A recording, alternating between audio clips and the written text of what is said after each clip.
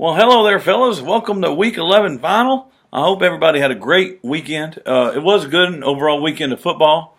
We saw a few teams get upset, like the Broncos getting upset in St. Louis, Seattle getting beat there at Arrowhead Stadium, Kansas City. I like to see that, but I don't like to see the Broncos lose. I actually was hoping for the Broncos to win.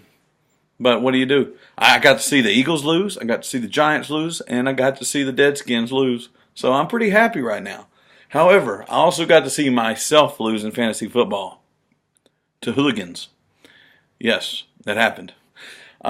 Speaking of that, fantasy football, we're going to get into it, guys. Week 11, we've only got 3 more regular season weeks. Week 12, Week 13, and Week 14. We only got 3 more regular season weeks. Right now, it is get down and dirty time. We got to see what we got, and pull there to the bitter end. First matchup, Colorado Antlers versus the Buckeye Nation. Buckeye Nation's on a bit of a streak. He had to come from behind victory of the week, fellas. He had Antonio Brown and Swisham in for Schittsburg. Colorado Antlers, Mark, you didn't really have too many players show up. Julius Thomas, actually they showed up, but they got hurt. Julius Thomas got hurt, and you lost Bradshaw for a while. Bradshaw, I think, has got a bad ankle, broken possibly. I don't know about Julius Thomas. We'll see what happens with that. However, you did have Lamar Miller on your bench, getting you 11 points. You did have Reggie Wayne on your bench, getting you 14 points. And you did have Kobe Fleener, getting you 21 points. Kobe Fleener did a pretty good job for the Colts, even though they lost. I was hoping that T.Y. Hilton would do a little bit more, possibly 11 more points. Didn't happen. But anyway, 124-108 is the final for this. Congrats to you, Brian, Buckeye Nation. You are now 10-1. 1 loss on the year. Congrats. As for you, Antlers, Mark, 3-8.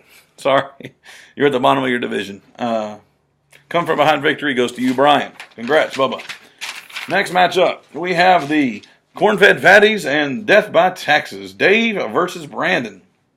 Now, Eli Manning for you, Brandon. When I saw that 5-interception game, I thought that Dave was going to destroy you come when Pittsburgh played. I thought he was going to come back and win. He needed a lot. He needed a lot to come back. I mean, of course, you had Alshon in there, and you had Jordan Matthews. And we were watching the Eagles game there in my office, the Eagles with the Green Bay. And I was hoping that they would give LaShawn McCoy the ball, but Sanchez, good old butt fumble himself, kept throwing it to Jordan Matthews, which helps you out there, Brandon. 122 to 90 is the final of this. The Fatties over the Death by Taxes. Dave, you could have put Trey Mason in there. You could have had the Dolphins defense, Matt Ryan, Mike Wallace, and Rashad Jennings. All those players did better than the players you had in there. Would it be enough for a victory? I don't think so. It might have been close. You never know. However, Fatties, you are now, Brandon, you are 6-5. Death by Taxes also 6-5. Dave, you are second in our division, and I'm hoping that you lose. Next matchup, we have the ass-kicking chickens, Rodney Muckenfoos, versus the Big Blue world champs of Jeremy Boyd. Tom Brady there, Rodney, got you 18. Ellington got you 10. That's not bad. Hopkins got you 12. Johnson got you, Megatron got you 10.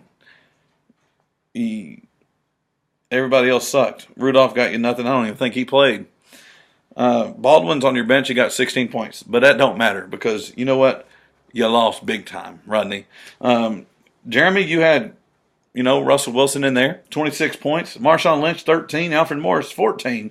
Odell Beckham, 15. Jordy Nelson, 20. Demarius, 17. Olsen, 11. Bryant, the kicker, got you 15. And the Broncos, 4 points. Wow. That's pretty good. 135 to 71. This brings us to the big win of the week, the most points scored, and the low points scored. Yes, Rodney, you get the low point score trophy of the week. Jeremy, 2 trophies to you, most points and big win. Rodney, nothing you could have done, and I'm sorry, but happy birthday to you, Bubba. Today's your birthday, and sorry you couldn't pull on the victory on their birthday, but it's all right. We're going out to dinner here in a little bit. It'll be fun. Next matchup. Hold on. Yes, I forgot to do the Colorado Reapers and the Fairway Flyers. Mike Sanford versus Jonathan Mansberger. Excuse background noise, fellas. Mike, you had Peyton Manning in there. You had Le'Veon Bell, which did very well for you today. Very well for you. If it wouldn't have been for Le'Veon Bell's good game today, you would not have the second come from behind victory trophy of the week. 109 to 97 is the final on here. Jonathan, you had Andy Dalton did better than Cam Newton. Joique Bell did better than Steven Jackson.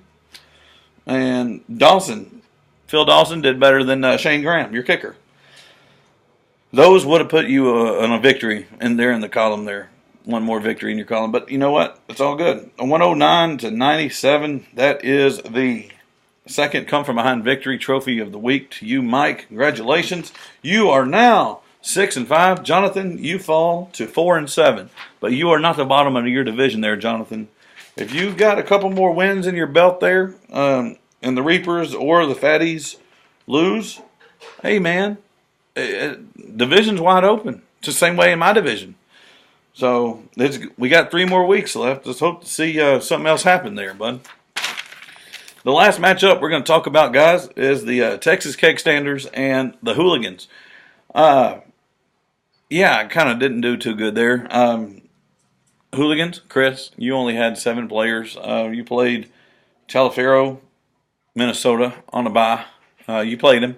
He was on your bench. Or he was in your lineup, I'm sorry. They didn't get no points because they didn't play. Also, Steve Smith Sr. didn't play because he was at home playing his PlayStation. Yeah, all of my players played, all 9 of them. But you know what? It didn't matter if all 9 of them showed up. You beat me. Jamal Charles was your high score at 28 points. My highest score was the Chargers defense at 16 points. You beat me, Chris. You beat me.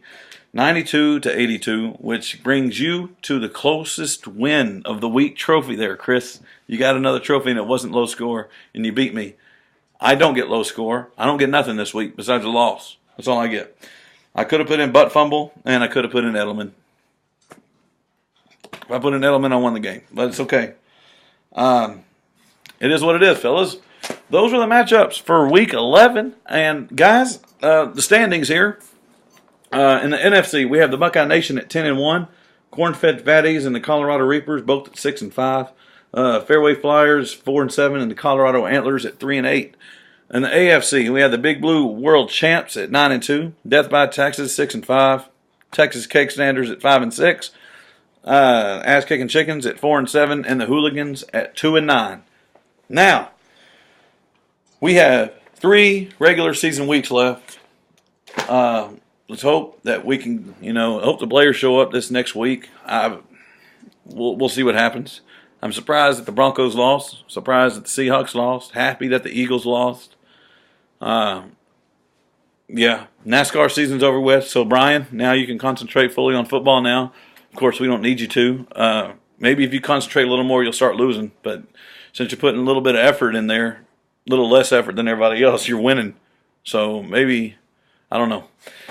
Congrats to all the winners. Sorry for all the losers. We will talk to you on Thursday for the Week 12 preview. And I will do the preview this week, guys. Again, sorry about the recap last week and the preview. I was dealing with I was just too tired. Didn't feel like doing it. And I took a bye week. And plus, it was an anniversary weekend. So I had fun. But, guys, we'll see you on Thursday.